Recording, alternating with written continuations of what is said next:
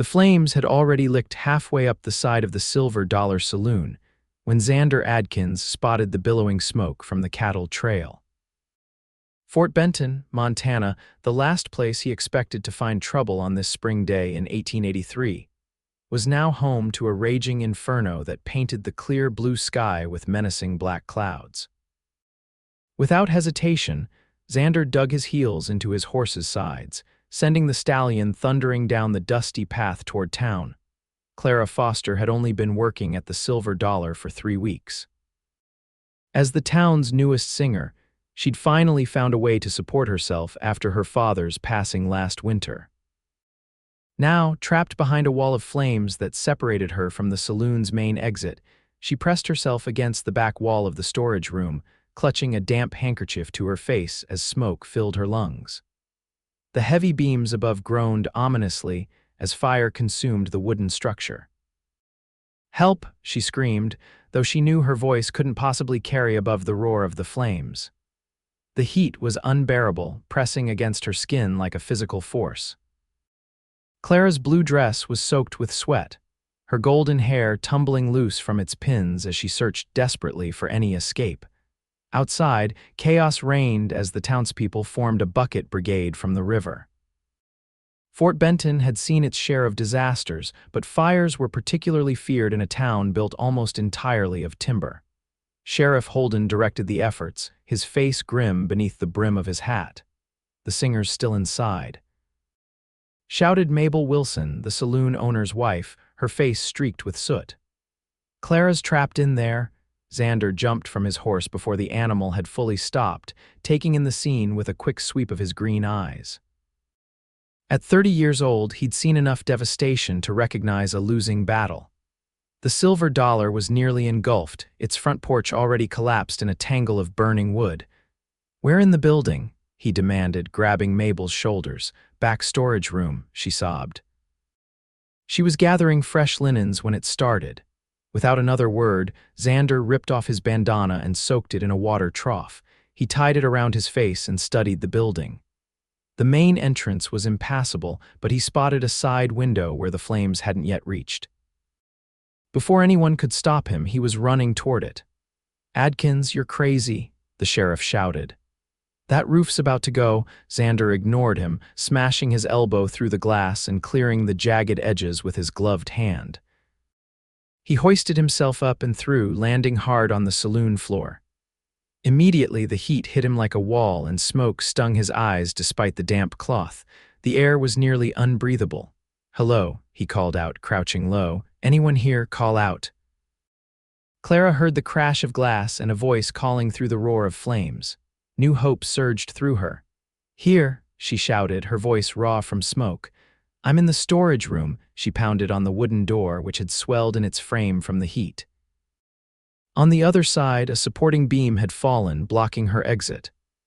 "I can't get out," she cried, coughing violently. Xander followed her voice, navigating through the burning main room.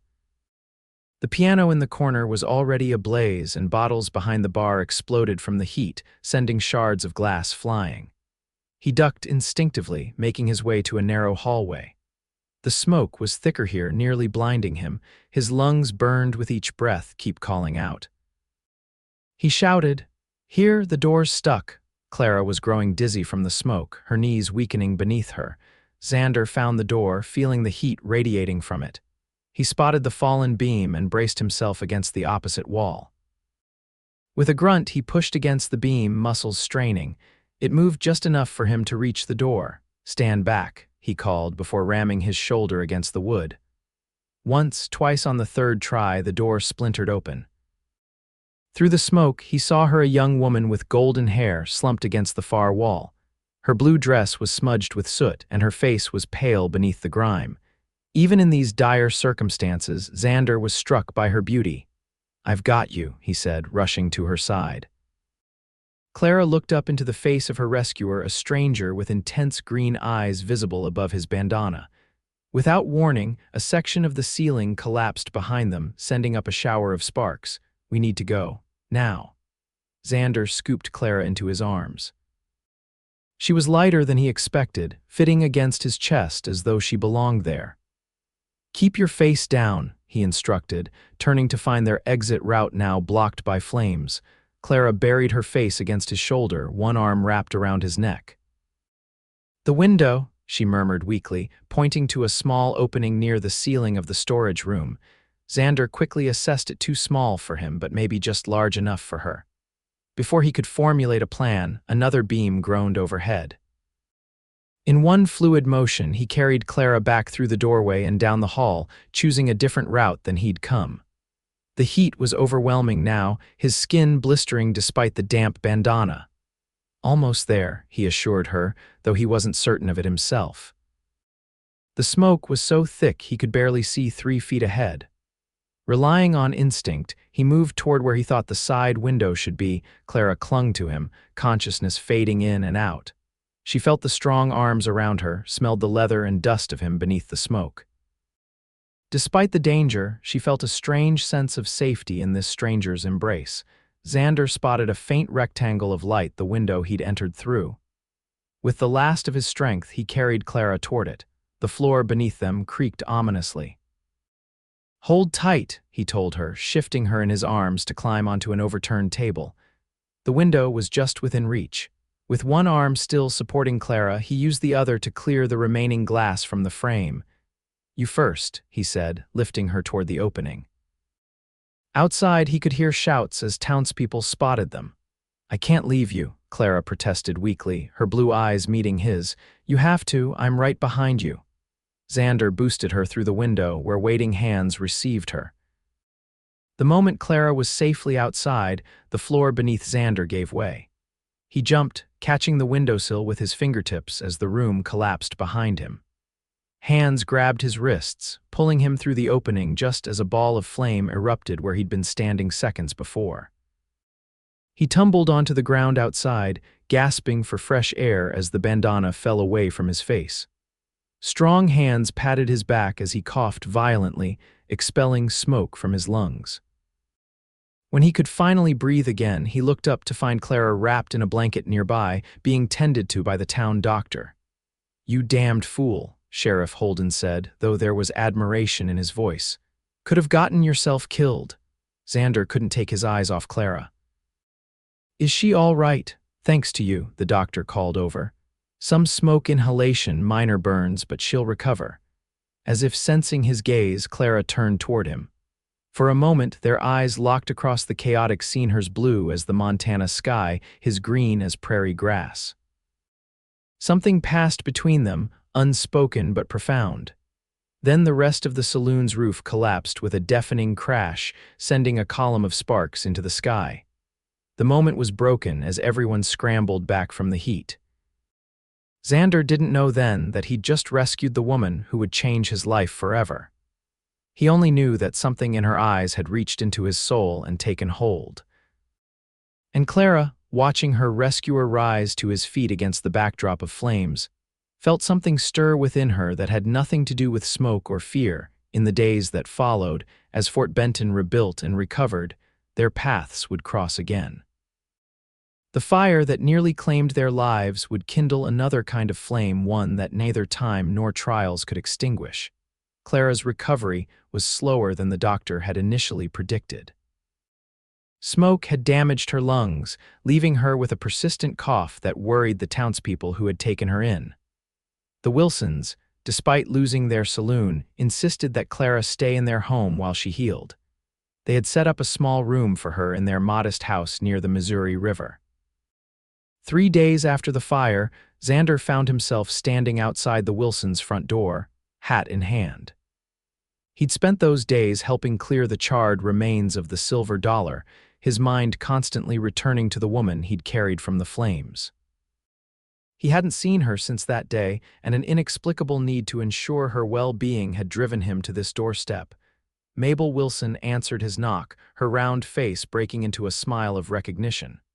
"Mr. Adkins," she said warmly, "I wondered when you might come by." Xander shifted uncomfortably, suddenly aware of how filthy his clothes were from the day's work. "Madam, I just wanted to check on Miss Foster, see how she's recovering." "That's mighty kind of you. She's been asking about her rescuer, you know." Mabel stood aside. "She's sitting in the garden out back. Doctor says fresh air will help her lungs, long as she doesn't overdo it. Xander nodded his thanks and followed Mabel through the small house to the back door. The garden was little more than a patch of struggling flowers and a vegetable plot, but it was peaceful.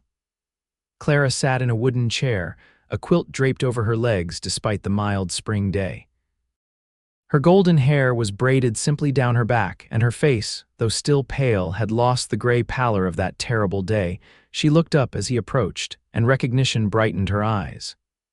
"It's you," she said softly, her voice still raspy from the smoke.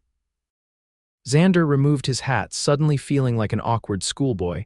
"Miss Foster, I'm Xander Adkins, the man who saved my life." Clara extended her hand. "I've been hoping you'd visit, Mr. Adkins. I wanted to thank you properly." When he took her offered hand, Xander felt a jolt of awareness that had nothing to do with gratitude. Her skin was soft despite the small bandages covering burns on her wrist. "No need for thanks, madam. Anyone would have done the same." "But they didn't," she countered gently. "You did. The sheriff told me how dangerous it was, that the building was nearly gone when you arrived. You risked your life for a stranger." Mabel had discreetly disappeared back into the house, leaving them alone in the small garden. Xander shifted his weight, unused to being the center of attention. "May I?" he asked, gesturing to a stump that served as a second seat. Clara nodded, adjusting her quilt. "Please." As he sat, Xander took the opportunity to study her more carefully than he had in the chaos of the fire. She was younger than he'd initially thought, perhaps 25 to his 30 years. Her features were delicate, with high cheekbones and a determined chin that suggested strength beneath her current fragility. "I hear you're new to Fort Benton," he said, placing his hat on his knee. Clara nodded. "I arrived less than a month ago. I was working as a singer at the Silver Dollar." A shadow crossed her face. "Now I'm not sure what I'll do." "Mabel mentioned your singing, said you have a voice that could charm birds from trees." A soft blush colored Clara's cheeks. "Mabel is too kind." "I sing well enough to earn my keep, that's all." She paused, studying him with equal curiosity. "And you, Mr. Adkins, are you from Fort Benton?" "Just passing through," he admitted. "I've been driving cattle up from Wyoming, plan to stay a day or two before heading back south." He didn't add that he'd already extended his stay by 3 days, telling himself it was to help with the cleanup efforts. "So you're a cowboy." There was a hint of a smile in her voice. "I suppose that's as good a word as any," he replied. "Been working with cattle since I was 15. Started my own small spread last year near Cheyenne." Clara's eyes showed genuine interest. "That's quite an accomplishment." "It's nothing grand," Xander said modestly. "Just a start. 1,200 acres and about 300 head of cattle. Got a cabin that doesn't leak too badly when it rains." Their conversation flowed easily after that, surprising them both. Clara told him about growing up in St. Louis, the daughter of a music teacher who had encouraged her singing from an early age. After her father's death, she'd found herself alone with few options. "Fort Benton seemed as good a place as any to make a fresh start," she explained. "Far enough away that no one knows me or pities me, but civilized enough that a woman alone can find respectable work." Xander understood the need for fresh starts better than most. "And now," he asked, "what will you do since the saloon's gone?" Clara sighed, her hands fidgeting with the edge of the quilt. "I'm not sure. Mr. Wilson says he plans to rebuild, but that will take months. My savings won't last nearly that long." She looked away, embarrassed by the admission of her precarious situation. Xander felt an unexpected protectiveness surge through him. Before he could consider the implications, he heard himself saying, "I'll be in town a while longer. Maybe I could help you find something temporary." Her blue eyes met his, a mixture of pride and gratitude in them.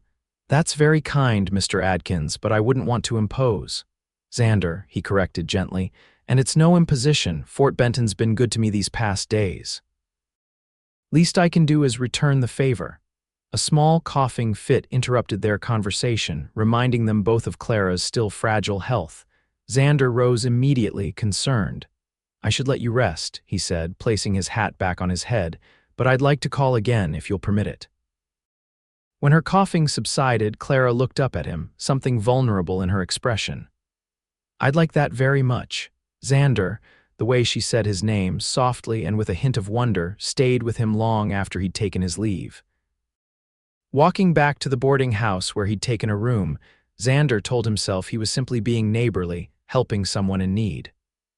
But the warmth that spread through him at the memory of her smile suggested something far more complicated. Over the next 2 weeks, Xander found himself at the Wilsons' door almost daily. Sometimes he brought small gifts, a book from the general store, wildflowers gathered from the prairie, or fresh bread from the bakery. Each visit lasted longer than the last, their conversations delving deeper into their lives and dreams. Clara's health improved steadily. Her cough diminished and color returned to her cheeks. Soon, she was able to take short walks with Xander along the riverfront, her arm tucked into his as they strolled slowly in the late afternoon sun. Fort Benton bustled around them, steamboats docking with supplies, fur traders haggling over prices, soldiers from the nearby fort passing through on leave. Yet in Xander's mind, Clara was the only person who truly existed in those moments. He learned that she loved poetry and could recite Wordsworth from memory. She discovered that, beneath his quiet exterior, he possessed a dry wit that could make her laugh until tears came to her eyes. They shared stories of their childhoods, his on a struggling farm in eastern Colorado, hers in a St. Louis home filled with music. They spoke of their losses, to her father to illness, his parents to a Cheyenne winter so harsh that even the wolves starved. What began as gratitude and curiosity evolved into something neither had expected. Clara found herself watching the clock before his visits, taking extra care with her appearance despite their humble surroundings. Xander, who had always been content with his solitary life, now felt restless during the hours they were apart. 2 weeks after the fire, Clara received news that would change everything. The town council had met to discuss the rebuilding efforts, and decisions had been made about which businesses would receive priority. The Silver Dollar will be rebuilt, Mabel told Clara excitedly over breakfast. But not for at least 6 months. They're focusing on the bank and general store first. Clara's face fell. 6 months, I can't impose on your kindness for so long, and my savings won't. There's more, Mabel interrupted, taking Clara's hand. Martha Jenkins is leaving for St. Louis next week. Her daughter's expecting, and she wants to be there for the birth. She's been looking for someone to take over the schoolhouse until she returns in the fall. Hope flickered in Clara's eyes. The school, but I'm not a teacher, Mabel. You're educated, you have a good heart, and the children need someone. The pay isn't much, but it includes the little cottage behind the schoolhouse. You'd have your own place. The prospect of independence was tempting, but doubt clouded Clara's expression. I don't know if I'm qualified. Martha thinks you are. She's heard about your singing and your love of books. She says music and literature are just what those children need. Mabel squeezed Clara's hand. Just think about it. She'll come by this afternoon to discuss the details. When Xander arrived later that day, Clara was sitting in the garden again, her expression thoughtful. He knew her well enough now to sense her preoccupation. Something on your mind, he asked, taking his usual seat. Clara told him about the teaching opportunity, watching his face carefully for a reaction. What do you think? Am I crazy to consider it? Xander was quiet for a moment. The selfish part of him wanted to discourage her. A steady job in Fort Benton meant she would stay, and the thought of leaving her behind when he returned to Wyoming was increasingly difficult to imagine. Yet he could see the hope in her eyes, the need to stand on her own feet again. I think you'd make a fine teacher, he said finally. Those children would be lucky to have you. Relief washed over her face. Really, you don't think it's too much of a change from singing in a saloon, Clara, he said, her name gentle on his lips. You're the most capable woman I've ever met. You survived a fire that would have killed most people. You've rebuilt your life once already after losing your father. Teaching a few dozen prairie children will be simple by comparison. She laughed, the sound warming him more than the spring sunshine. When you put it that way, I suppose you're right. Her expression grew serious again. But Xander, if I take this position, I'll be committing to stay in Fort Benton at least until fall. The unspoken question hung between them. His temporary stay had already stretched far beyond his original plans. His foreman back in Wyoming had sent 2 increasingly urgent telegrams about matters requiring his attention at the ranch. "I need to return to Wyoming soon," he admitted, the words feeling like stones in his mouth. "My men can handle things for a while, but not indefinitely." "Of course," Clara said quickly, though he didn't miss the disappointment in her eyes. "You have responsibilities." "But Wyoming isn't so very far," he continued, surprising himself with the implication. "Not when a man has a good horse and a reason to make the journey." Her eyes widened slightly. Would you come back to Fort Benton?" Xander reached across the space between them, taking her hand in his. "Clara, I've been trying to find reasons to stay longer ever since the fire. The truth is, I'm not ready to say goodbye to you." The admission hung in the air between them, more revealing than either had been prepared for. Clara's fingers tightened around his. "I'm not ready for that either," she whispered. That evening, Clara accepted the teaching position. Martha Jenkins spent 2 hours with her, explaining the curriculum and describing each of the 23 students who would be in her care. Clara listened attentively, already forming plans for incorporating music into their lessons. As Martha was preparing to leave, she paused at the door. "There's something else you should know," she said with a knowing smile. "The school board was considering 2 candidates for the temporary position. They chose you because Sheriff Holden and several others spoke very highly of your character." Clara was touched by the community's support. "I'll do my best not to disappoint them." "One testimonial in particular seemed to sway them," Martha continued. "Mr. Adkins gave quite an impassioned speech about your intelligence and resilience, said any child would benefit from your influence." Heat rose to Clara's cheeks. "Xander spoke to the school board," indeed he did, "quite eloquently for a cowboy." Martha patted Clara's hand. "He's a good man. Don't let those come along too often in these parts." After Martha left, Clara sat quietly by the window, watching the sunset paint the Montana sky in shades of gold and crimson. Xander had gone out of his way to help secure her future in Fort Benton, even knowing it would mean their separation. The realization made her heart ache with a bittersweet mixture of gratitude and longing. The next morning, Clara moved into the small cottage behind the schoolhouse. It was a simple structure, just 2 rooms with a stone fireplace and basic furniture, but it was clean and bright, with windows that looked out over rolling prairie. For the first time since her father's death, she had a place to call her own. Xander helped carry her few belongings from the Wilsons' house. As they arranged her things, their hands occasionally brushed, sending currents of awareness through them both. The small cottage seemed to shrink with his presence, making Clara acutely conscious of his nearness. "It's not much," she said self-consciously, looking around the sparse room. "It's perfect," Xander countered, his gaze fixed on her rather than their surroundings. "It suits you?" They stood awkwardly for a moment, the air between them charged with unspoken emotions. Finally, Xander broke the silence. "I received another telegram this morning," he said. "I need to leave for Wyoming the day after tomorrow." Though she had been expecting it, the news still hit Clara hard. "So soon," he nodded, regret evident in his expression. "There's a problem with water rights that needs my attention. Can't be helped." Clara forced a smile, determined not to make his departure harder than it already was. "Of course, your ranch needs you." "Clara, Xander hesitated, uncharacteristically uncertain.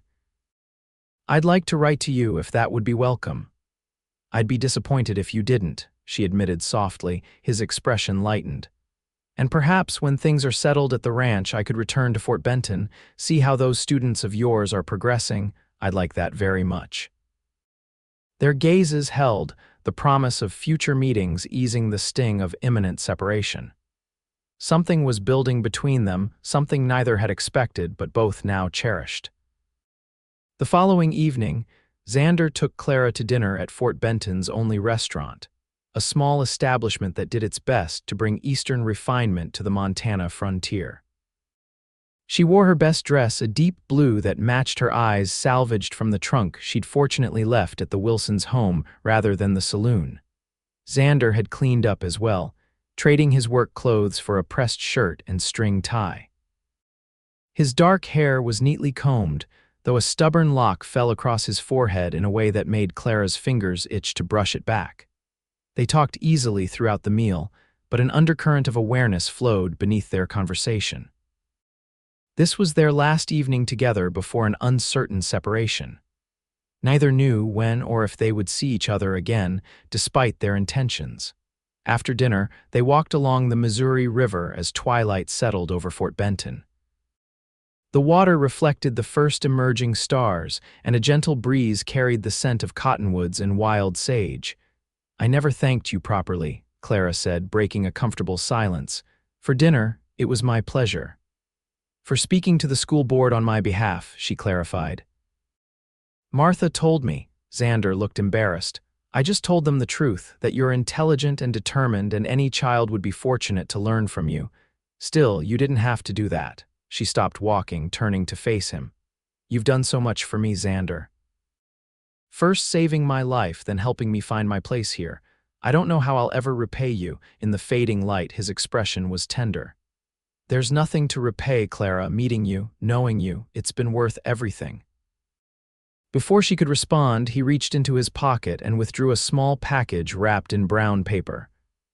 "I wanted to give you something before I leave," he said, uncharacteristically shy.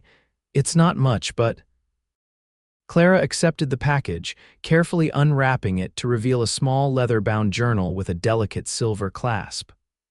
"I noticed you writing poetry sometimes," Xander explained. "Thought you might like something special to keep your words in." Tears pricked at Clara's eyes as she ran her fingers over the smooth leather. "It's beautiful," she whispered. "Thank you."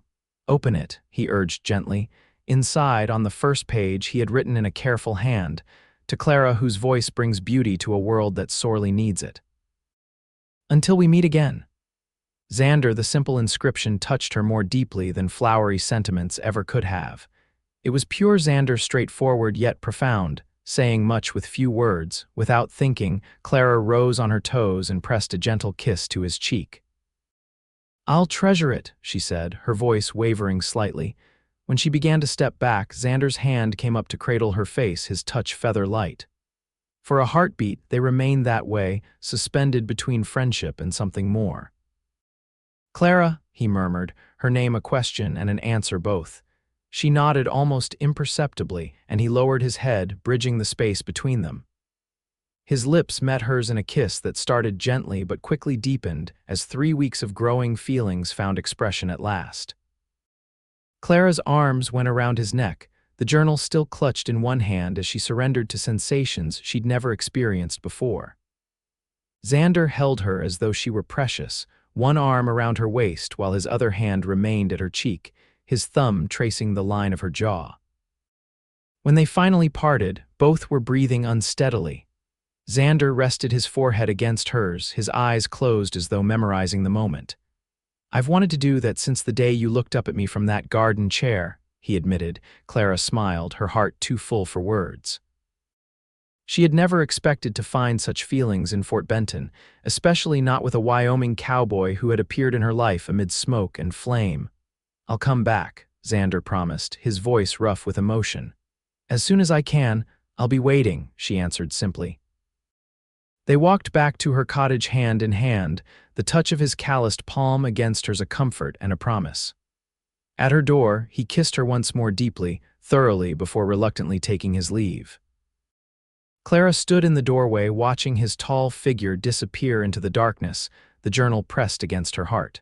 Tomorrow he would ride south, back to his ranch and responsibilities. She would remain in Fort Benton, teaching children and building a new life. But something had changed irreversibly in them both. What had begun in the chaos of a burning saloon had evolved into a connection neither had anticipated, a bond that would be tested by distance, but strengthened by longing. As Clara finally closed her door, she whispered a prayer of gratitude for fire and fate, and for the cowboy who had carried her not just from danger, but into a future suddenly bright with possibility. The morning of Xander's departure dawned with a brilliant Montana sunrise. Clara rose early, dressing with care in a simple green dress that complemented her golden hair.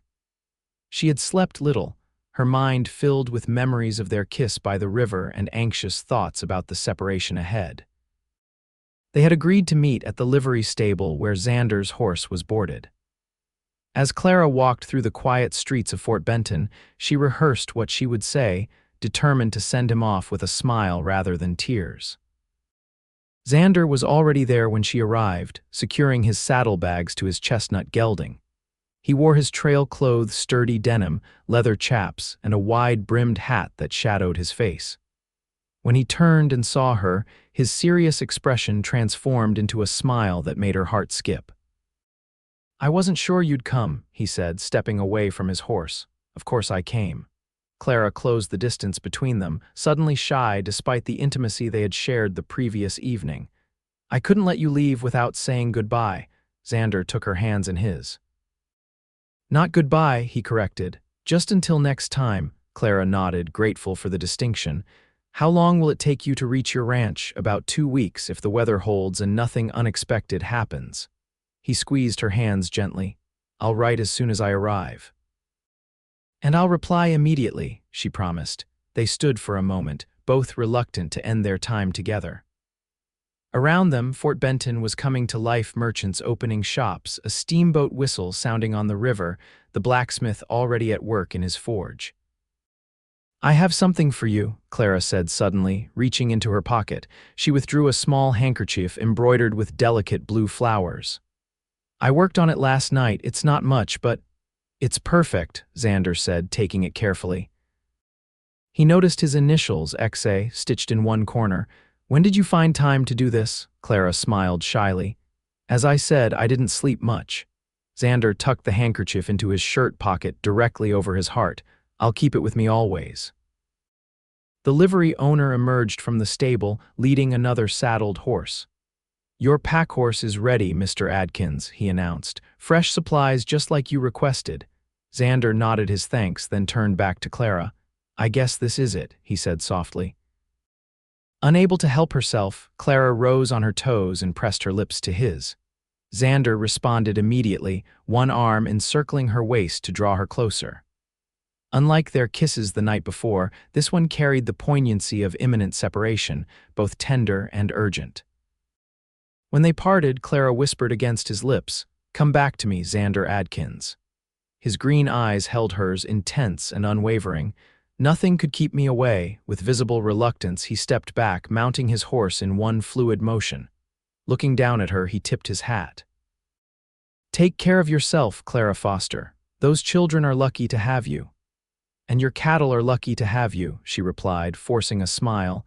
Xander's gaze lingered on her face as though committing every detail to memory. Then, with a final nod, he turned his horse and rode away, the packhorse following behind. Clara watched until he disappeared from view, her hand pressed against her lips where she could still feel his kiss. Only then did she allow tears to fall. The first day of school arrived 3 days later. Clara stood nervously at the front of the one-room schoolhouse, watching as children filed in with curious eyes and whispered comments. They ranged from 6-year-olds just starting their education to teenagers nearly ready to leave school for adult responsibilities. "Good morning," she said when they had all taken their seats. "I'm Miss Foster. I'll be your teacher while Mrs. Jenkins is away." 23 pairs of eyes stared back at her with expressions ranging from open curiosity to guarded suspicion. Clara took a deep breath, remembering Xander's confidence in her abilities. "I thought we might begin by getting to know each other," she continued with more assurance. "I'll tell you a little about myself, and then I'd like each of you to share something about yourselves." By lunchtime, Clara had learned all their names and at least one fact about each child. By the end of the day, she had identified the troublemakers, the eager learners, and the shy ones who would need extra encouragement. Teaching, she discovered, was exhausting but deeply satisfying. As the children filed out, a girl of about 12 lingered behind. "Miss Foster," she said hesitantly. "Ma says you used to sing at the Silver Dollar before it burned down." Clara nodded, unsure where this was heading. "That's right, Emma. Could you maybe teach us some songs?" The girl asked, her freckled face hopeful. The only music we get is when Reverend Miller plays hymns on Sunday, and he's not very good, Clara laughed, charmed by the girl's honesty. I'd be happy to incorporate music into our lessons. Perhaps tomorrow we could start with a song to help with geography, Emma beamed. That would be wonderful, she scampered out, calling over her shoulder. Wait till I tell the others. That evening, Clara sat at her small table writing her first letter to Xander. She described the schoolhouse, the children, and her plans to use music in her teaching. Writing to him made the ache of his absence more bearable, creating a bridge across the miles that separated them. I find myself looking for you in town, she wrote, turning at the sound of horses' hooves, hoping to see you riding in. Fort Benton seems quieter without you, though it's just as bustling as ever. I suppose what I mean is that my world seems quieter. I miss our conversations, your laugh, the way you see straight to the heart of things. She paused, pen hovering over the paper, wondering if she was being too forward, but honesty had always marked their interactions, and she wouldn't change that now. I cherish the memory of our evening by the river, she continued. When I close my eyes, I can still feel your arms around me, still hear your voice saying my name. Is that terribly improper of me to admit? If so, forgive me, but I promised myself I would be honest with you always. After signing the letter, she sealed it and set it aside to mail the following day. It would take at least 2 weeks to reach Xander, and perhaps another 2 weeks before she could hope for a reply. A month of silence stretched before her, testing her patience and faith. The days fell into a pattern. Clara would teach during the week, incorporating music and poetry into lessons about history, geography, and arithmetic. The children responded enthusiastically, especially to the songs she composed to help them remember facts and figures. On Sundays, she attended the small church where she was gradually making friends among the townspeople. Evenings were spent planning lessons, writing in the journal Xander had given her, and composing letters she couldn't yet send since she didn't know if he had arrived home. Each night, she would stand at her window before retiring, looking south toward Wyoming and whispering a prayer for his safe journey. 3 weeks after Xander's departure, Clara was walking home from school when Sheriff Holden approached her. Miss Foster, he called, tipping his hat. Got something for you at the office, came in on today's post. Her heart leaped with hope. A letter and a package, the sheriff confirmed, from Wyoming. Clara quickened her pace, following the sheriff to his office. Her hands trembled slightly as he handed her a thick envelope and a small package wrapped in brown paper. Xander's bold handwriting adorned both, sending a flood of relief through her. He had made it home safely. Thank you, Sheriff, she said, clutching the items to her chest. My pleasure, Miss Foster. Tell that stubborn cowboy of yours to visit again soon. Town's been too quiet without him stirring things up. Clara blushed at the implication that Xander was hers, but she couldn't deny the warmth that spread through her at the thought. Once home, she closed her cottage door and sat by the window to read Xander's letter. His handwriting filled several pages, less elegant than her own but clear and direct like the man himself. Dear Clara, it began. I've reached the ranch safely, though the journey took longer than expected. A late spring storm in the mountains delayed me for 3 days. During that time, sheltered in a lined cabin with only my thoughts for company, I found myself talking to you as though you were there. I've never been a man who needed company, yet I find myself lonesome for yours. Clara's eyes filled with tears at the simple admission. She read on, learning about his ranch, the cabin he had built himself, the challenges of the past winter, the loyal men who worked for him. He described the land with a poet's appreciation, painting pictures of mountains, forests, and rolling grasslands. I've enclosed a small token, he wrote near the end.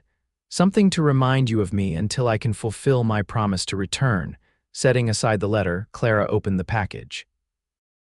Inside was a delicate silver brooch in the shape of a star, a sheriff's badge reimagined as elegant jewelry.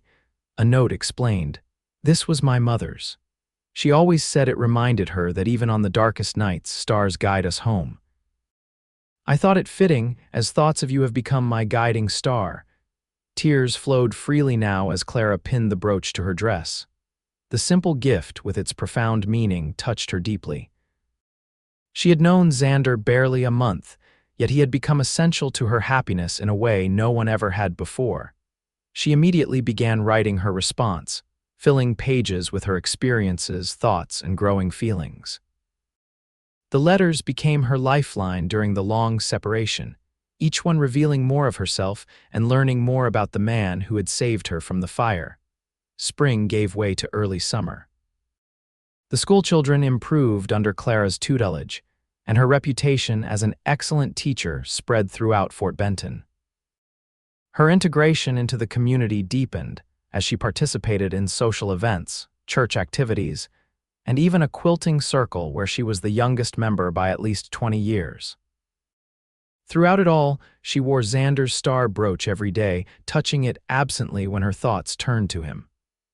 Their correspondence continued steadily, letters crossing the distance between Montana and Wyoming every few weeks. Through written words, their connection grew stronger despite the physical separation. In early July, nearly 2 months after Xander's departure, Clara received a letter that made her heart race. "The water rights dispute is finally resolved," Xander wrote. "The ranch is in good order and my foreman, Thomas, is capable of managing things in my absence. If all goes as planned, I will leave for Fort Benton on July 15th. Expect me within 2 weeks of that date, weather permitting." Clara read and reread those lines, joy bubbling through her. After so long apart, they would see each other again. The prospect both thrilled and terrified her. Would their feelings remain as strong in person as they had been in letters? Had absence truly made their hearts grow fonder, or had it merely preserved an idealized memory? As July progressed, Clara found herself growing increasingly anxious. She cleaned her cottage until it gleamed, added wildflowers to every surface, and spent far too long choosing her outfits each morning. The children noticed her distraction. "Are you feeling well, Miss Foster?" Emma asked after Clara had to be called back to attention for the 3rd time during a geography lesson. "I'm fine, Emma," Clara assured her, "just a little preoccupied." "Is it because your cowboy is coming back?" Another student piped up, causing giggles to ripple through the classroom. Clara felt heat rise to her cheeks.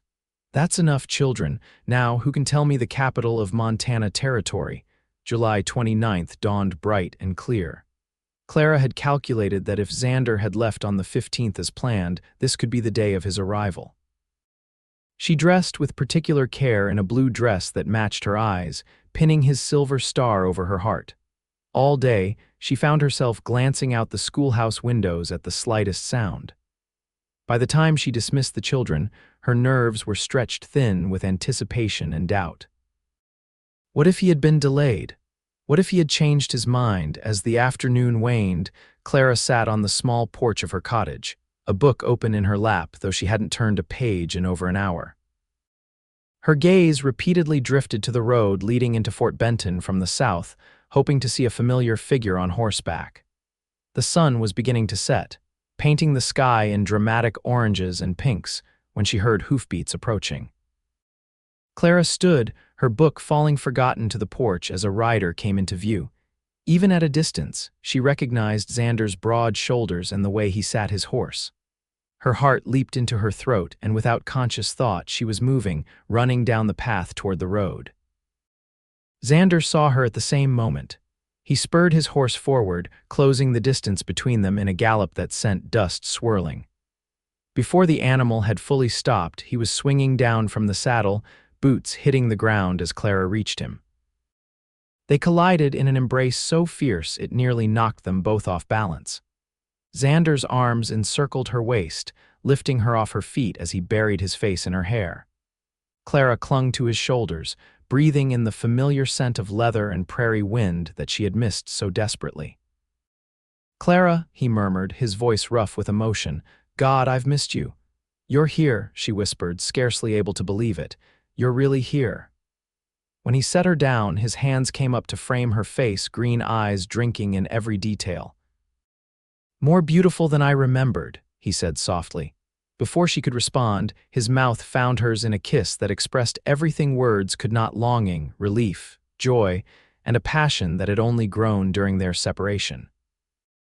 Clara responded with equal fervor, her fingers tangling in his dark hair, heedless of who might see them on the public road. When they finally parted, both breathing heavily, Xander rested his forehead against hers. "Tell me I'm not dreaming," he said. Clara laughed, happiness bubbling up unstoppably. "If you are, then I'm having the same dream." Her fingers traced the line of his jaw, reacquainting herself with features that had occupied her thoughts for 2 long months. "You look tired.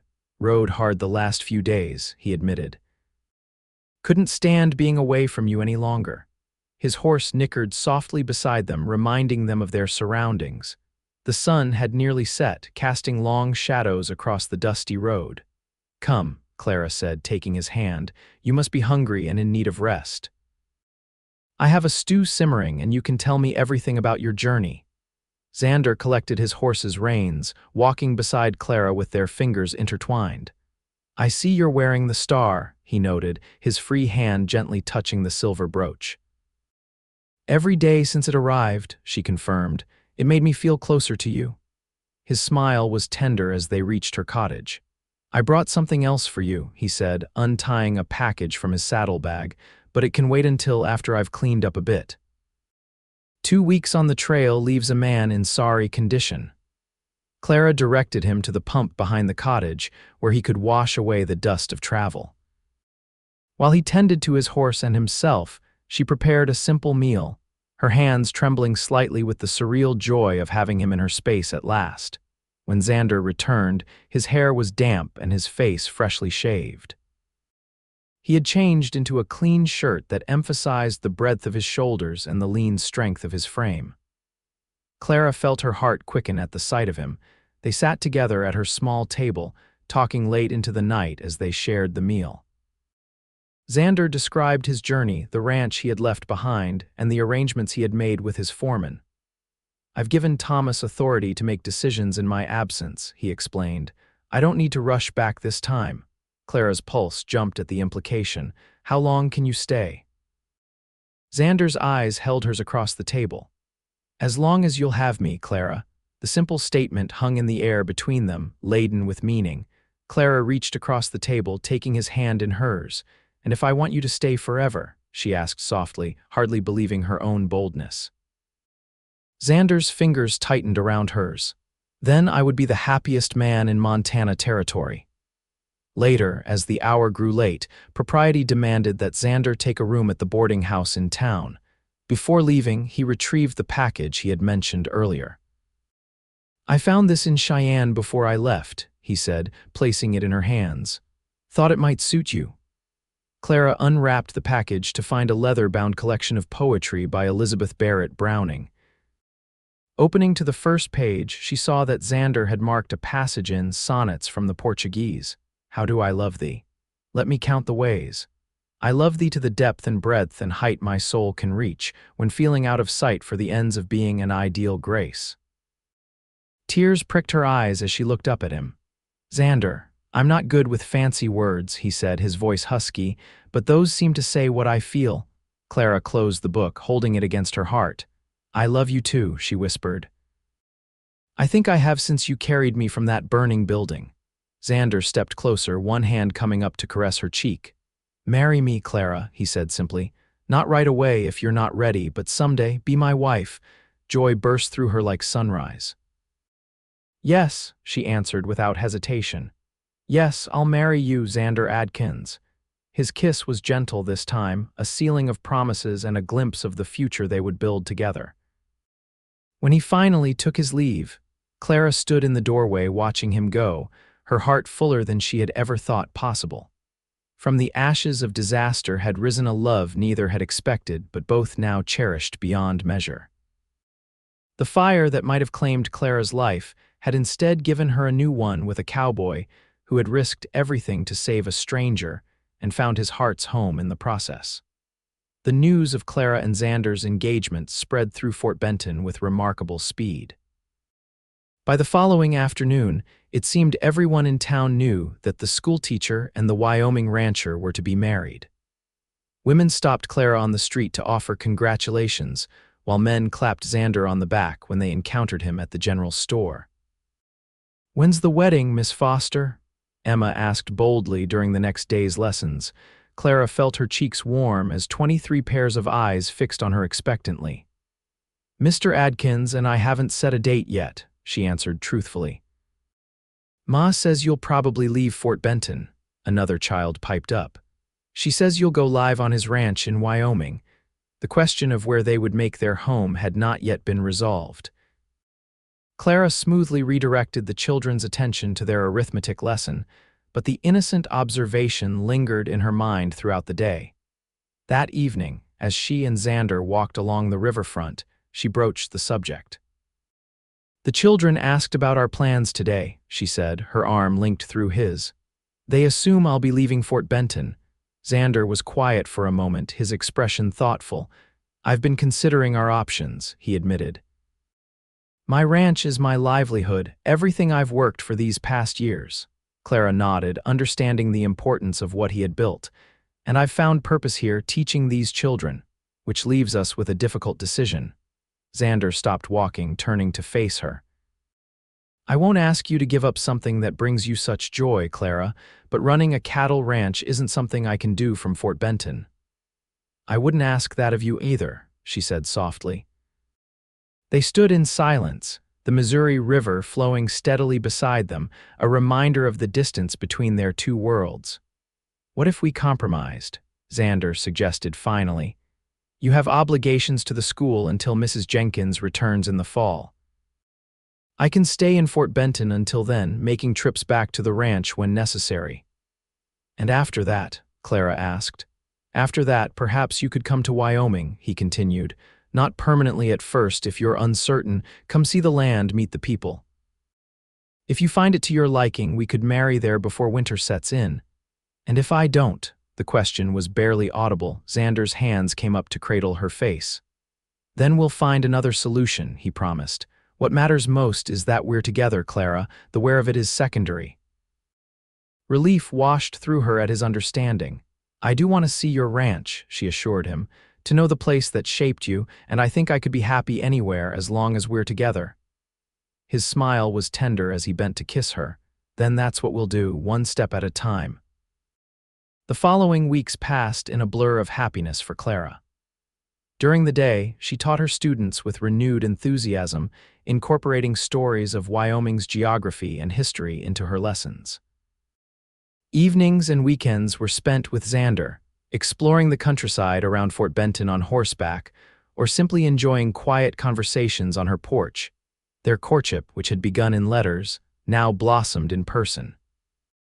Clara discovered Xander's unexpected talent for whittling, watching in fascination as his strong hands transformed pieces of wood into delicate animals. He learned of her passion for stargazing, joining her on clear nights to identify constellations while wrapped in blankets against the cooling summer air. Xander made 2 brief trips back to his ranch during this period, each absence harder than the last. Clara threw herself into her teaching during these times, but the cottage felt empty without his evening visits. By mid-August, they had settled into a comfortable rhythm that made the prospect of their eventual separation for her visit to Wyoming less daunting. They had decided that Clara would travel to Xander's ranch in late September, after Mrs. Jenkins returned to resume her teaching duties. "Thomas writes that the fall roundup is progressing well," Xander told Clara one evening as they sat on her porch. "The cattle are healthy and prices are strong this year," Clara smiled, recognizing the pride in his voice when he spoke of his ranch. "Tell me more about your home," she urged. "I want to be able to picture it clearly." Xander leaned back in his chair, stretching his long legs before him. "The main house isn't grand, just a cabin built of pine logs with a stone chimney and a porch that faces the mountains. But it's sturdy and warm, even in the worst winter storms." "And the land," Clara prompted. "Beautiful," he said simply. "Rolling grassland that stretches toward the mountains in the west. A creek runs through the property, clear water that never runs dry, even in summer.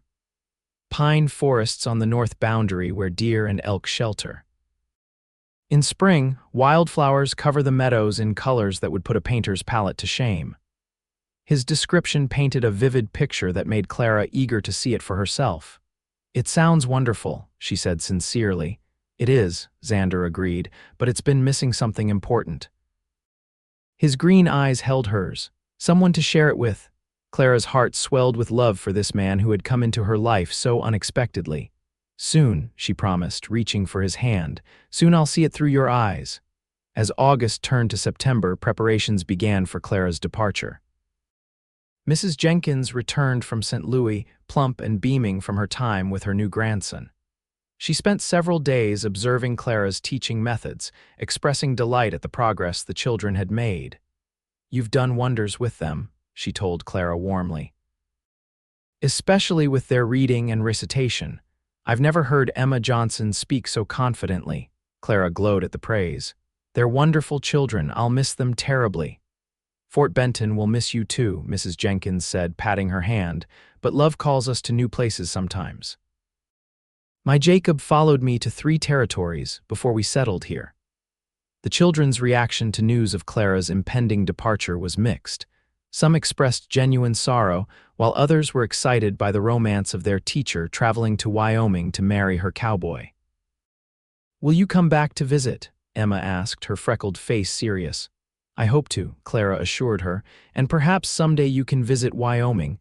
The girl brightened at this prospect. "I'd like that, Miss Foster." On Clara's last day of teaching, the children presented her with a handmade quilt, each square decorated with a drawing or message from a student. The thoughtful gift brought tears to her eyes. "This is the most beautiful present I've ever received," she told them, her voice thick with emotion. "I'll treasure it always." That evening, a farewell gathering was held at the church. It seemed the entire town had turned out to wish Clara and Xander well on their journey. Tables groaned with food, a fiddler played lively tunes, and even Sheriff Holden was seen tapping his foot in time to the music. "Never seen the sheriff so sociable," Xander commented, bringing Clara a cup of punch. "He's softer than he appears," she replied with a smile. "Just last week he brought flowers for the schoolhouse because he said the little hellions deserved something pretty to look at." Xander chuckled, his arm slipping comfortably around her waist. "Fort Benton's been good to you, to us both." "It has," Clara agreed, leaning into his side. "I'll miss it. We can always visit," he reminded her. "It's not goodbye forever." The next morning dawned clear and cool, a perfect day for beginning their journey.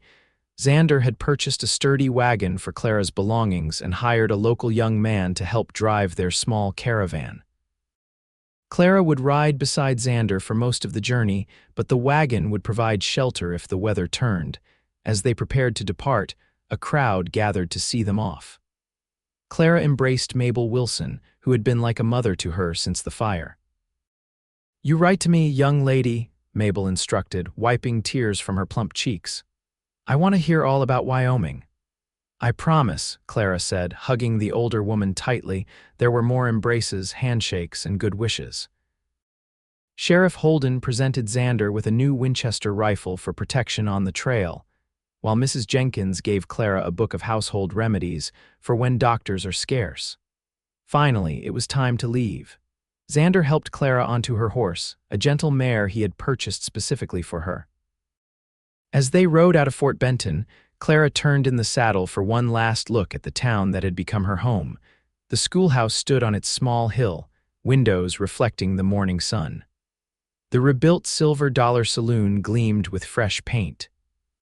The Missouri River flowed steadily eastward, carrying steamboats and memories, and on the road behind them their friends waved farewell, handkerchiefs fluttering like flags in the breeze.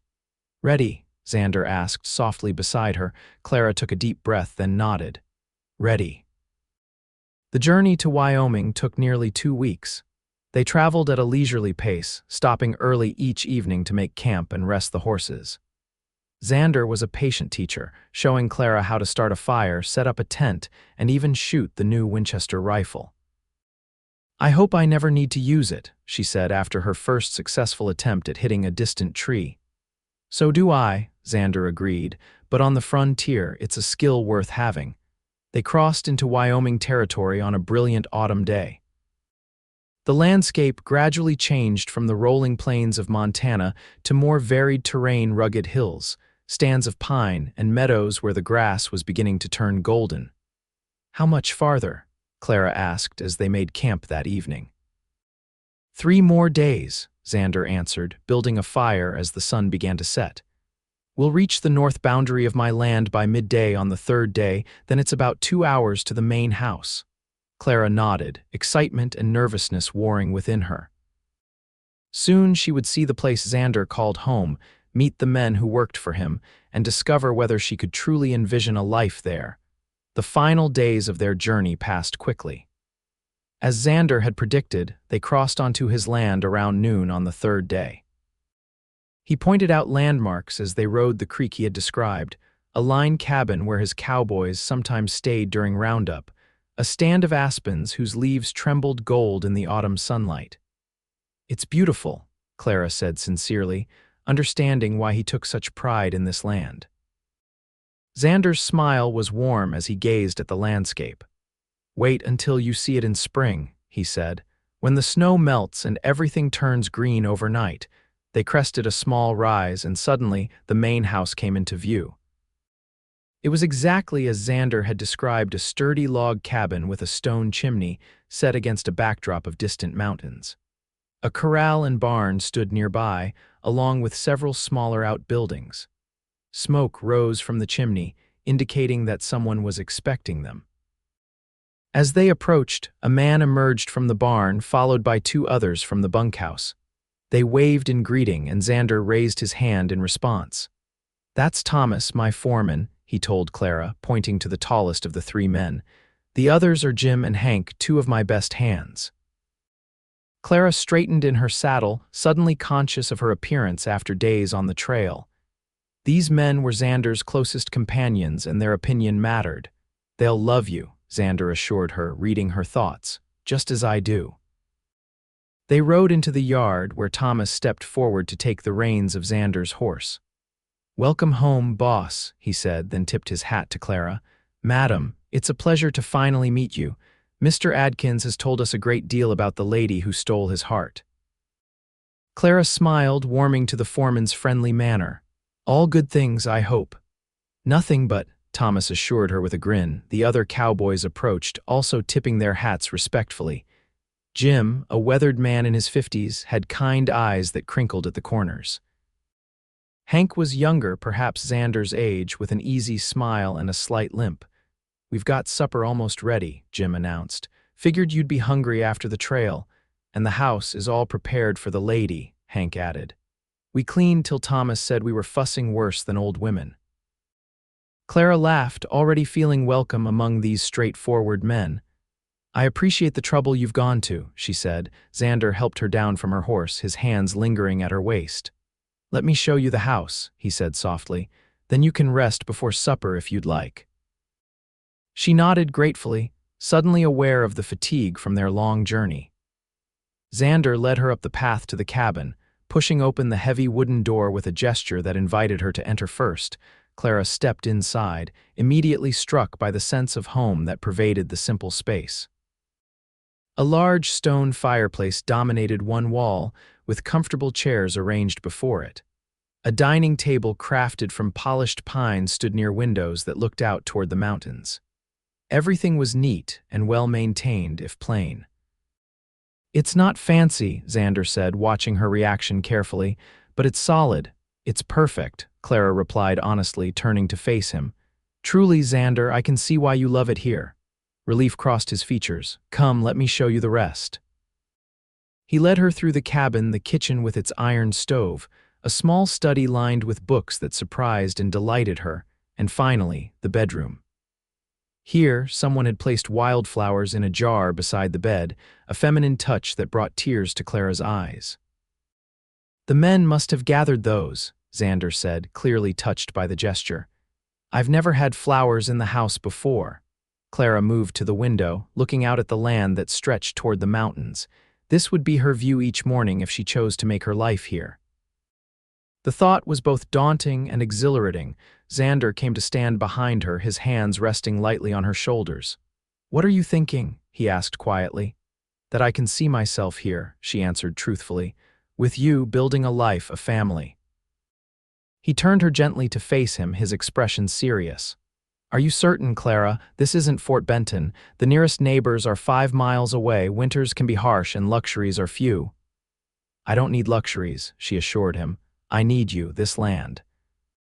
The sense of purpose I feel when I look at what you've built." She took his hands in hers. "Yes, I'll miss teaching, but perhaps someday we'll have our own children to teach, and until then, there must be ranch children nearby who could benefit from lessons." Xander's face softened with love and relief. "There are several families within riding distance," he confirmed. "They've talked of needing a teacher." Clara smiled, imagining the possibilities. "Then it's settled," she said simply. "This will be my home too." The weeks that followed were a period of adjustment and discovery for Clara. She learned the rhythms of ranch life, the early mornings, the constant work, the satisfaction of seeing immediate results from one's efforts. She met the neighboring families, who welcomed her warmly, especially when they learned of her teaching background. "We've been hoping for a proper teacher in these parts," Mrs. Larson told her during a visit. "Our children need more than we can give them at home." An idea began to form in Clara's mind: a small school. Perhaps in the unused bunkhouse Xander had mentioned, where children from surrounding ranches could gather for lessons a few days each week. When she shared the concept with Xander, his enthusiastic support confirmed that she had found a way to combine her past life with her future one. As October gave way to November, preparations for their wedding began in earnest. They had decided on a simple ceremony at the ranch, with only the Cowboys and nearest neighbors in attendance. Clara wrote to Mabel and other friends in Fort Benton, inviting them to make the journey if weather permitted. "It won't be the grand wedding girls dream of," Xander said apologetically as they discussed plans one evening. Clara, seated beside him before the fireplace, smiled contentedly. "It will be perfect because it's ours," she assured him. "Besides, I've never been one for grand displays." The wedding took place on a crisp November day, with the distant mountains outlined in fresh snow against a brilliant blue sky. Reverend Taylor, a circuit preacher who happened to be passing through, performed the ceremony in the main room of the cabin. Clara wore a new dress of deep blue velvet, ordered from a catalog and altered by her own hands. Xander, almost unrecognizable in his best suit, couldn't take his eyes off her as she walked toward him on Thomas's arm. "Dearly beloved," the Reverend began, his voice filling the small space where friends and neighbors had gathered. Clara barely heard the familiar words, lost in Xander's gaze as they stood hand in hand before the fireplace. This man, who had carried her from fire into a new life, was now promising to share that life with her forever. When it came time for her vows, her voice was clear and unwavering. "I, Clara, take you, Xander, to be my lawfully wedded husband." Later, she would remember little of the celebration that followed, only moments captured like photographs in her mind. Xander's face as he slipped his mother's wedding ring onto her finger, Thomas's surprisingly elegant toast to their happiness, the laughter as they cut the cake misses. Larson had baked as a wedding gift, and finally the quiet that fell when the last guest had departed, leaving them alone as husband and wife. "Mrs. Adkins," Xander said softly, drawing her into his arms as the door closed behind Thomas. "Do you have any idea how happy you've made me?" Clara reached up to trace the line of his jaw, marveling that this strong, good man was now her husband. "If it's half as happy as you've made me, then very happy indeed." His kiss was tender at first, then increasingly urgent as months of restraint gave way to the knowledge that they were finally, completely each other's. Clara responded with equal passion, her arms twining around his neck as he lifted her into his embrace. That night, as snow began to fall gently outside, they discovered each other fully at last, no longer rescuer and rescued, teacher and admirer, or even fiancé and bride, but husband and wife, partners in all things. In the shelter of their bed, with the fire casting golden light across the room, they forged a bond that would carry them through whatever challenges lay ahead. Winter settled over the ranch, bringing short days and long nights that Clara came to treasure. While snow often kept them close to home, she found herself busier than ever. Each day brought new lessons in ranch management, cooking on the temperamental wood stove, and adapting to the rhythm of a life dictated by animals and weather rather than clocks and calendars. Xander proved to be a patient teacher and an attentive husband. He took evident pleasure in sharing his knowledge of the land, from identifying animal tracks in the snow to predicting weather changes by observing the mountains. In the evenings, they would read aloud from Clara's poetry books or Xander's collection of history volumes, their voices mingling in the warm cabin while wind whistled outside. December brought Christmas, their first as a married couple. Clara decorated the cabin with pine boughs and red ribbons, filling the house with the scent of evergreen. She baked cookies using Mrs. Larson's recipe and knitted scarves for each of the cowboys. "Never seen the place look so festive," Thomas commented when the men came for Christmas dinner. "You've brought life to this old cabin, Mrs. Adkins," Clara smiled, catching Xander's eye across the table. "It's brought life to me as well," she said softly. Xander's Christmas gift to Clara was a small piano, somehow transported from Cheyenne without her knowledge. It now stood proudly in the corner of the main room, a piece of her former life integrated into her new one. "How did you manage it?" she asked in wonder, running her fingers over the keys. "With considerable difficulty," Xander admitted with a grin. "Thomas and the boys deserve most of the credit." They hauled it the last 15 miles on a sled. Clara immediately sat down and began to play, filling the cabin with music for the first time. The cowboys stood awkwardly at first, then gradually relaxed as she launched into familiar tunes they could sing along with. By evening's end, even Hank had been persuaded to demonstrate a surprisingly fine tenor voice. January brought heavy snows that isolated the ranch for weeks at a time. Clara used these quiet days to develop a curriculum for the school she hoped to establish in the spring. Xander helped her convert the unused bunkhouse into a classroom, building simple desks and a blackboard during days when outdoor work was impossible. It was during one of these snowbound periods that Clara confirmed what she had begun to suspect: she was expecting a child. The first signs had been subtle: unusual fatigue, sensitivity to certain foods, and a missed monthly cycle. By February, she was certain enough to share the news with Xander. They were seated before the fire one evening, Clara working on a piece of embroidery while Xander whittled a small wooden horse.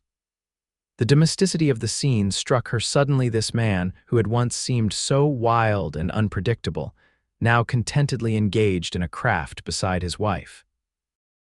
Their life together had developed a comfortable rhythm that made her news all the more precious. "Xander," she said, setting aside her needlework, "I have something to tell you." He looked up, his hands stilling on the carving. "What is it?" Clara took a deep breath, suddenly nervous despite her certainty that he would be pleased. "I believe we're going to have a baby, in late summer, perhaps August." For a moment, Xander simply stared at her, the wooden horse forgotten in his hands. Then slowly, a smile spread across his face, a smile of such pure joy that it brought tears to Clara's eyes. "A baby," he repeated, as though testing the word. He set aside the carving and moved to kneel before her chair, his hands gently covering hers. "Are you certain?" She nodded, her own smile matching his. "As certain as I can be without a doctor's confirmation." Xander's hand moved to rest lightly on her stomach, still flat beneath her dress. "A child," he said wonderingly. "Our child." The awe in his voice touched Clara deeply. This strong man who had faced fire and wilderness without flinching was humbled by the prospect of fatherhood. "Are you happy?" she asked softly. In answer, Xander gathered her into his arms, holding her as though she were made of precious glass. "Happy doesn't begin to describe it," he whispered against her hair. "Clara, you've given me everything I never knew I wanted: a true partner, a home that feels complete, and now a family of our own." That night, as they lay together in the darkness, Xander's protective arm around her waist, Clara reflected on the strange path that had led her to this moment. A fire that might have ended her life had instead given her a new beginning. The cowboy who had carried her from danger had carried her into a future brighter than she could have imagined. "What are you thinking?" Xander murmured, his voice drowsy in the darkness. Clara smiled, nestling closer to his warmth. That sometimes the worst moments lead to the best ones, she answered. If the silver dollar hadn't burned, we might never have met. I'd have found you somehow, he replied with certainty. Some things are meant to be. As spring slowly returned to Wyoming, Clara's condition became more evident. The neighboring women, delighted by news of the coming baby, showered her with advice and hand-me-down baby clothes. Mrs. Larson, who had raised 6 children on her own frontier ranch, became a particular source of comfort and wisdom. First babies are the most worrisome, she told Clara during an afternoon visit. By the third, you'll wonder what all the fuss was about. Clara laughed, one hand resting on her growing abdomen. Let me get through this one before you start planning more, Mrs. Larson. The older woman patted her hand affectionately. You're doing wonderfully, my dear, and that husband of yours never seen a man so protective or proud. It was true that Xander had become even more attentive since learning of the pregnancy. He insisted on handling the heavier chores, brought Clara wildflowers when he returned from working the range, and spent evenings reading aloud from his books while she rested. His hand often strayed to her expanding belly, wonder crossing his face when the baby moved beneath his palm. By May, the ranch was transformed by spring. Meadows bloomed with wildflowers just as Xander had promised, cattle grazed on fresh green grass, and the creek ran full from melting snow in the mountains. Clara's school became a reality as families from surrounding ranches brought their children 3 days each week for lessons in the converted bunkhouse. You shouldn't be teaching in your condition, Xander had protested initially. Nonsense, Clara replied firmly. Women have been working while expecting since the beginning of time. Besides, teaching isn't physically demanding. He had relented, recognizing the joy teaching brought her, but insisted she keep the sessions shorter than originally planned and rest each afternoon. The children, ranging in age from 6 to 15, were eager for knowledge after a winter of isolation. Clara found her rhythm as a teacher again, adapting her methods to the unique needs of ranch children. She incorporated practical skills alongside traditional subjects, teaching measurement through carpentry, botany through gardening, and history through the stories of the West. Mrs. Adkins says I have a talent for numbers, young Peter Larson announced proudly to Xander one day. Says I might become an engineer if I study hard. Xander ruffled the boy's hair, his chest swelling with pride in his wife's influence. Mrs. Adkins is usually right about such things, he agreed. Best listen to her. As summer approached and Clara's pregnancy advanced, preparations for the baby intensified. Xander converted a corner of their bedroom into a nursery space, building a cradle with his own hands from pine harvested on their land. Clara sewed tiny garments in the evenings, her fingers creating delicate stitches while Xander watched in fascination. Did you ever imagine this? She asked him one such evening, when you rode into Fort Benton that day and saw the silver dollar burning. Xander shook his head, setting aside the wooden toy he was sanding. Never. I was a solitary man, content with my own company and the occasional visit to town. His green eyes softened as they rested on her. I certainly never imagined finding a woman who would change everything, make me want a full house and a future beyond the next cattle drive. Clara set down her sewing, moving to sit beside him on the sofa. And I never imagined being carried from a burning building by a cowboy who would become my husband and the father of my child, she said, taking his hand. Yet here we are, he echoed, pulling her gently against his side, and I wouldn't change a moment of it. The baby arrived in early August, during a spectacular summer thunderstorm that rolled across the Wyoming plains with dramatic displays of lightning and booming thunder. Clara's labor began just after midnight, waking her from a sound sleep with the first insistent contractions. Xander, she whispered, touching his shoulder. It's time. He was instantly alert, years of responding to nighttime emergencies on the ranch serving him well. Without panic but with deliberate haste, he rose and lit the lamp, his face a mixture of excitement and concern. Are you certain? He asked, helping her sit up. Clara nodded, breathing carefully through the discomfort. Yes, you should send for Mrs. Larson as we planned. Xander pressed a kiss to her forehead. I'll go myself. Thomas can stay with you until I return. Despite her discomfort, Clara smiled. I'm not going to give birth in the next hour, Xander. There's time. Nevertheless, he insisted on waking Thomas before riding out into the storm to fetch Mrs. Larson, who had agreed to serve as midwife when the time came. The foreman sat awkwardly in the main room, periodically calling through the bedroom door to ensure Clara was managing. I'm fine, Thomas, she assured him after a particularly strong contraction. Babies take time. By dawn, Xander had returned with Mrs. Larson, whose calm presence immediately brought order to the household. She examined Clara efficiently, then nodded with satisfaction. Coming along nicely, she announced.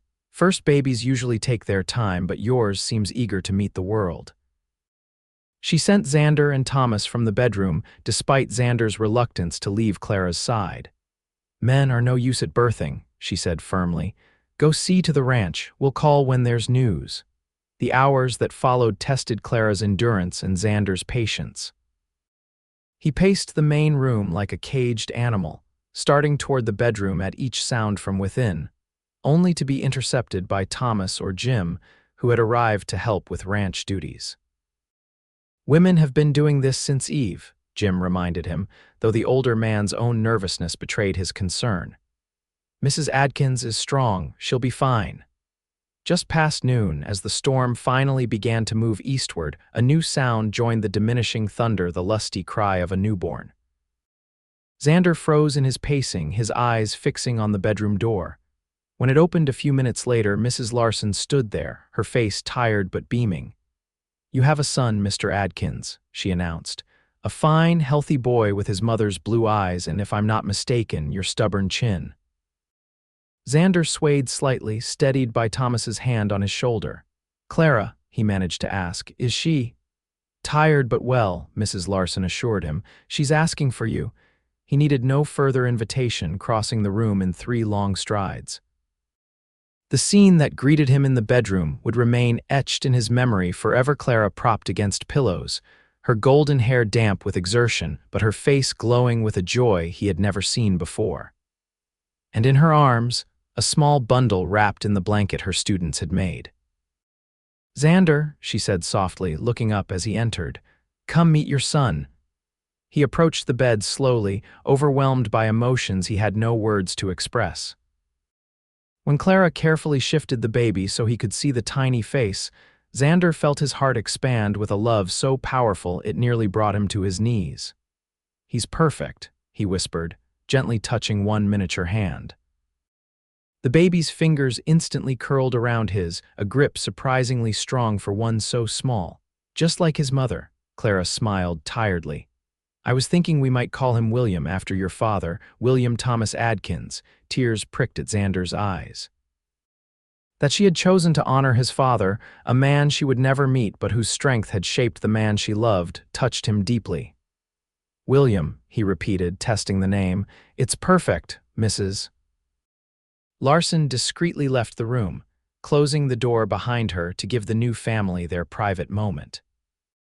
Xander carefully sat on the edge of the bed, one arm going around Clara's shoulders while his other hand continued to touch the baby in wonder, the downy head, the perfect shell of an ear, the tiny nose. Thank you, he said simply, pressing his lips to Clara's temple. For him, for everything. Clara leaned against his strength, exhausted but completely content. We've come a long way from that burning saloon, she murmured. The best journey of my life, Xander replied, his voice rough with emotion. As baby William opened his eyes, revealing the deep blue Clara had bequeathed him, they both smiled down at the new life they had created together, a life that would never have existed if not for a fire, a courageous rescue, and the love that had risen from the ashes.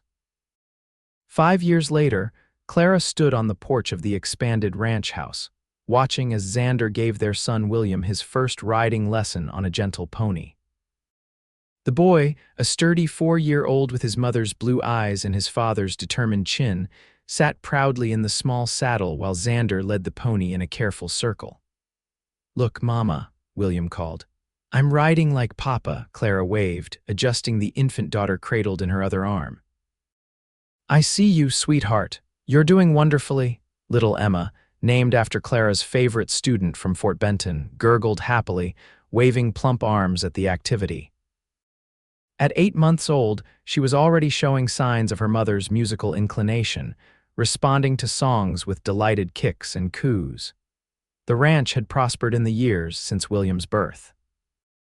Xander had added acreage to the north and east, increasing his herd and his reputation as one of the territory's most successful small ranchers.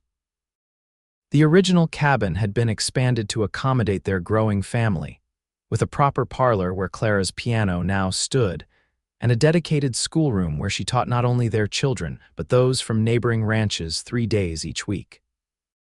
Life had settled into a rhythm that suited them, both the seasons dictating their work, the children their joy. Xander remained as devoted a husband as he was a father, still looking at Clara with the same wonder he had shown when he first carried her from the burning saloon. And Clara had found a fulfillment she had never imagined possible, combining her love of teaching with the deep satisfaction of family and home.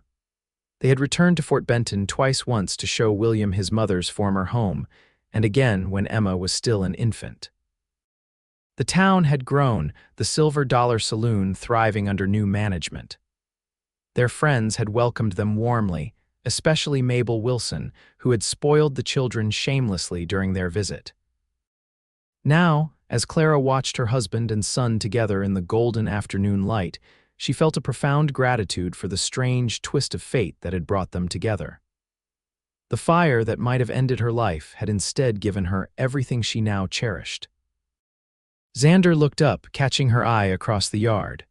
His smile, the same one that had first warmed her heart in a garden in Fort Benton, still had the power to make her pulse quicken. He said something to William, then led the pony toward the porch where Clara waited. "What do you think, Mama?" Xander asked as they approached. "Do we have a future cowboy here?" Clara laughed, leaning down to ruffle William's dark hair.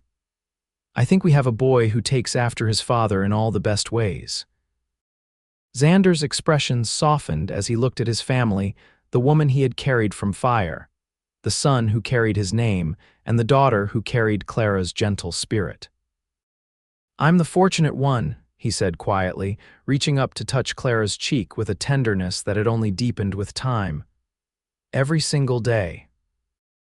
As the sun began its descent toward the western mountains, casting long shadows across the Wyoming grasslands, the family Adkins moved together into the home they had built, not just of wood and stone, but of love and courage, of dreams shared and promises kept.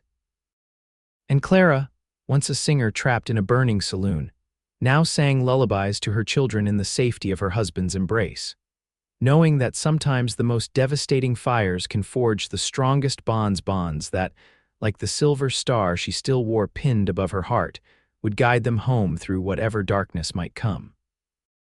The legacy of that fateful day in Fort Benton would continue through their children, and their children's children, a testament to the truth that from the most desperate circumstances can come the greatest blessings, if one has the courage to run into the flames and carry hope to safety.